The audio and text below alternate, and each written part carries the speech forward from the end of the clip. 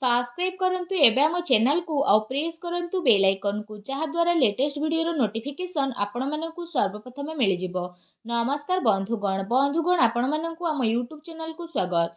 बंधुगण आज आम जानिबा आगामी ए 5 दिन आपणक पई किपरि कटिबो, केउ प्रकारर आगामी 5 दिन को आपण प्लानिंग करिवे, आपणकर लव लाइफ किपरि रहिबो, बिजनेस किपरि रहिबो, व्यापार किपरि रहिबो, शिक्षा स्वास्थ्य सब विषय रे आज आम विस्तार पूर्वक भाबे जानिबा।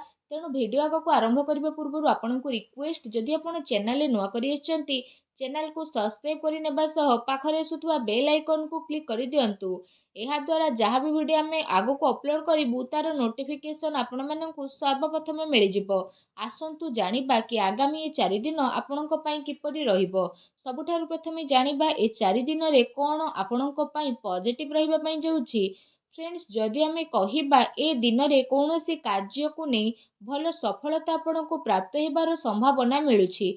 जदि आपण कौनसी प्रकारर कार्य योजना को विस्तार करबा पई चेष्टा करूछंती किंबा कौनसी नुआ कार्यर आरंभ करबा पई चाहुछंती तो सेथिरे आपण को भल सफलता मध्य प्राप्त हेबो।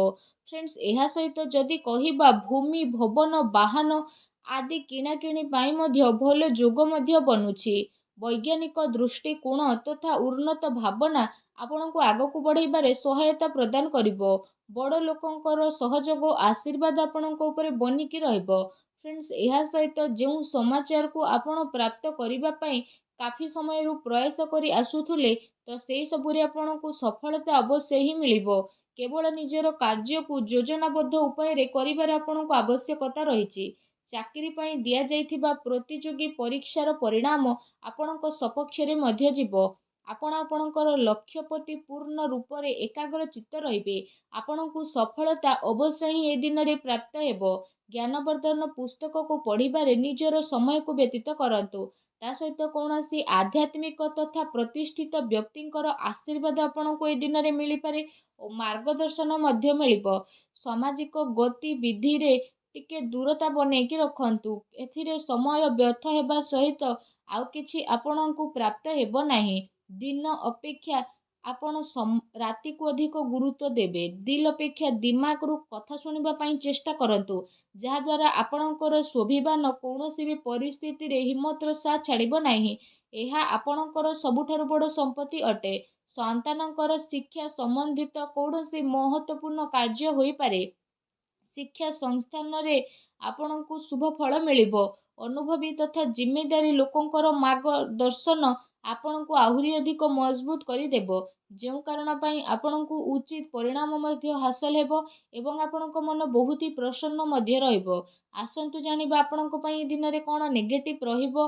फ्रेंड्स, भूल कथार प्रतिकार करिबा द्वारा ओ कारण रे ही लोक आपणकर विपक्ष रे जिबे। आपणकु सबु कार्य बहु संयमता और गंभीरतार सह करिबार अछि। टिके भी लापरवाहीर परिणाम घातक आपणक पई होई पारे। कौनसी संपर्कियों स्वास्थ्य को नहीं ए दिन रे आपणकर टेंशन रहिबो।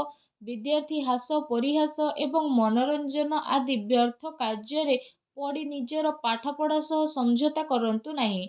पैसा मामला रे काहा उपरे आपणकु अधिक भरोसा करिबार दरकार नहीं। ता सहित राजनीति मामला रे कार्य रे बहुत ही आपणकु सावधानता रखिबार आवश्यकता रहिछि। एहा सहित कौनसी नुआ निवेश करिबा पूर्वरु आपण भल भाबरे जांच पड़ताल करिकि नियंतु। ए समय रे आर्थिक स्थिति किछि एपरि रहिबो। घरर बड़ लोक एवं वरिष्ठ सदस्यंकर स्वास्थ्यर आपणकु विशेष रूप से ध्यान रखिबार आवश्यकता रहिछि। अजणा अपरिचित व्यक्तिंक द्वारा व्यवहार रे लेण देण रे आपणकु सावधानता रखिबार अति आवश्यक रहिछि। खर्च उपरे आपण नियंत्रण रखंतु। एहा द्वारा आपणक आर्थिक व्यवस्था रे काफी समय पर्यंत सुधार आसिबो। ता सहित घरर लोकंक भितरे कौनसी हल्का फुल्का मतभेदर स्थिति मध्य उत्पन्न हेबो। कौनसी संपर्कियों संबंधित कौनसी अप्रिय समाचार आपणकु विचलित मध्य करि पारे। एथिपाई आपणकु धैर्य एवं संयमता बनेई रखिबार अति आवश्यकता रहिछि। फ्रेंड्स, आसंतु जानिबा आपणकर ए दिन रे लव लाइफ किपरि रहिबो। फ्रेंड्स, जो लोक माने ए पर्यंत सिंगल अछंती तांको जीवन रे कौनसी प्यारा साथी आसी पारंती। निजर प्रेम जीवन को गभीरता देबा एवं जड़े आउ जन को बुझीबारे दिन आपणक पई अटे। ଜୀବନସାଥୀ ତଥା ପରିବାରଜନଙ୍କର ସହଯୋଗ ଆପଣଙ୍କର ଆତ୍ମବଳ ଆତ୍ମବିଶ୍ୱାସକୁ ବଢ଼େଇ ଦେବ। ଆଉ ଆପଣ ଚିନ୍ତାମୁକ୍ତ ହୋଇ ନିଜର କାର୍ଯ୍ୟ ଉପରେ ଧ୍ୟାନ ମଧ୍ୟ ଦେବେ। ଦାମ୍ପତ୍ୟ ସମ୍ବନ୍ଧରେ ମଧୁରତା ବନିକି ରହିବ। ପରିବାର ଆପଣଙ୍କର ପ୍ରାଥମିକତା ରହିବ। ଜୀବନ ସାଥୀ ଆପଣଙ୍କର ପରିସ୍ଥିତିରେ ସମ୍ପୂର୍ଣ୍ଣ ଭାବରେ ସହଯୋଗ ପ୍ରଦାନ କରିବେ। ତା ସହିତ ମାତା ପିତା ଘରର ବଡ଼ ଲୋକଙ୍କର ଆଶୀର୍ବାଦରେ ଯଦି କହିବା ଆପଣଙ୍କର ଆତ୍ମବିଶ୍ୱାସ ବନେଇକି ହିଁ ରହିବ। ଏହା ସହିତ ପରିବାରରେ ଶାନ୍ତିର ବାତାବରଣ ମଧ୍ୟ ରହିବ। ସନ୍ତାନଙ୍କର ସ୍ଥିତି ଆଉ ଅଧ୍ୟୟନ ସମ୍ବନ୍ଧିତ ଜାନକାରୀ ଅବଶ୍ୟ ନେଇକି ରୁହନ୍ତୁ। କୌଣସି ପୁରୁଣା ମିତ୍ର ମିଳିବା କାରଣରୁ ଅତି ଖୁସି ଆପଣଙ୍କୁ ଏ ଦିନରେ ପ୍ରାପ୍ତ ହେବ। ଫ୍ରେଣ୍ଡସ୍, ଆସନ୍ତୁ ଜାଣିବା ଏ ଦିନରେ ଆପଣଙ୍କର ବ୍ୟବସାୟିକ କ୍ୟାରିୟର କିପରି ରହିବ। ଏ ଦିନରେ ଆକସ୍ମିକ ଧନ ଲାଭର ପ୍ରବଳ ଯୋଗ ବନୁଛି।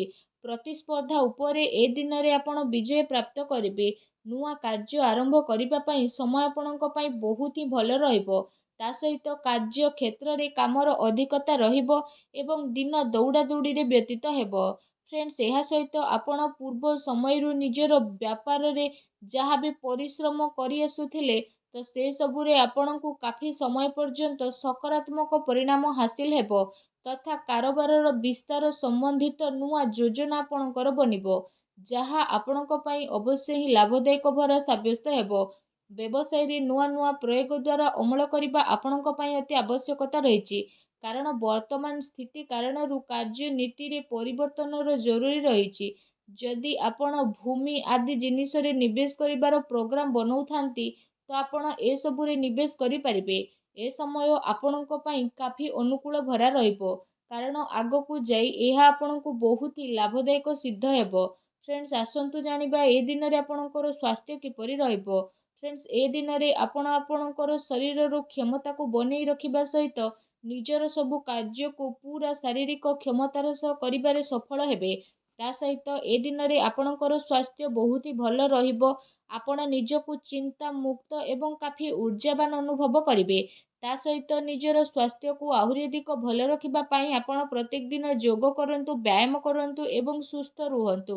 ଫ୍ରେଣ୍ଡସ୍, ଆସନ୍ତୁ ଜାଣିବା ଏ ଦିନରେ ଆପଣଙ୍କ ପାଇଁ କ'ଣ ବିଶେଷ ଉପାୟ ରହିଛି।